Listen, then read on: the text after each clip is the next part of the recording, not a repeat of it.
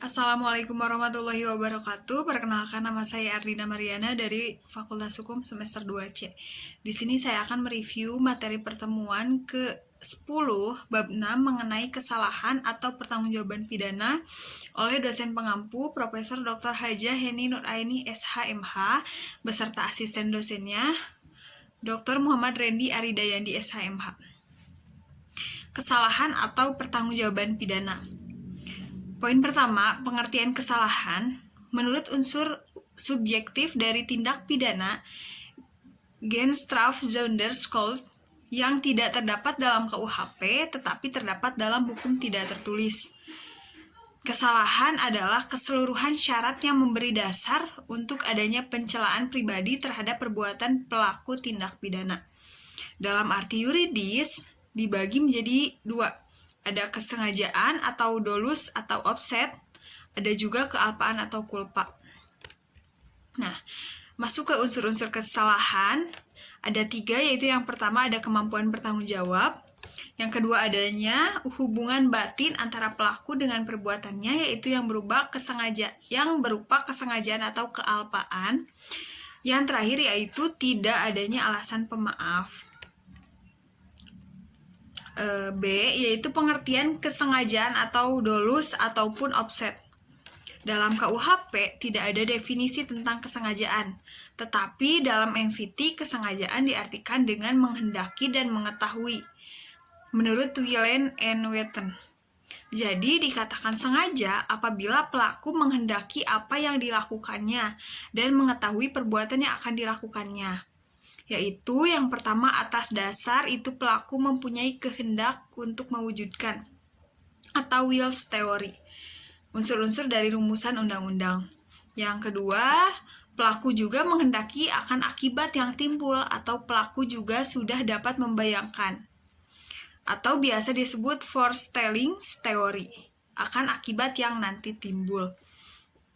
Yang ketiga, dalam hal akibat dari keadaan yang menyertainya, walaupun dalam praktek penggunaan teori ini sama. Nah, yang selanjutnya yaitu corak atau bentuk kesengajaan.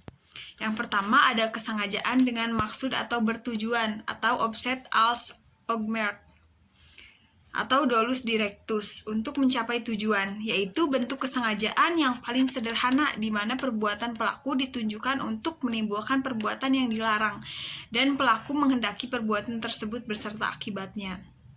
Contoh, si A menempeleng B dengan maksud agar B merasa sakit dan kapok untuk tidak berbohong lagi.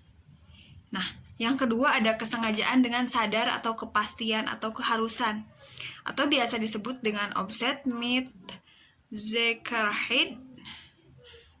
Nah, dalam hal ini perbuatan menimbulkan 2 akibat, yaitu yang pertama, akibat yang memang dituju oleh si pelaku, yaitu dapat berupa delik sendiri atau dilakukan sendiri, dan dapat berupa penyertaan atau deelneming. Yang kedua ada akibat yang tidak dikehendaki tetapi merupakan keharusan dalam mencapai tujuan, sehingga akibat ini pasti terjadi atau timbul.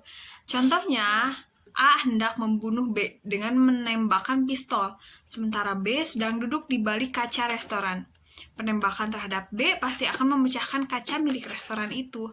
Terhadap pecahnya kaca, ada kesengajaan dengan sadar keharusan dari pelaku, yaitu pasal 406 KUHP. Nah, yang ketiga ada kesengajaan dengan sadar atau kemungkinan yang bersyarat, atau kemungkinan bersyarat.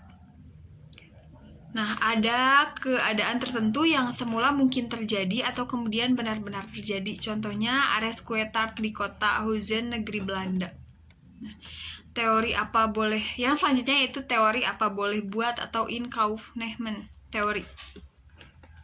Dalam teori ini, keadaan batin si pelaku terhadap perbuatannya adalah sebagai berikut. Yang pertama, akibat itu sebenarnya tidak dikehendaki, bahkan pelaku benci atau takut akan kemungkinan timbulnya akibat tersebut.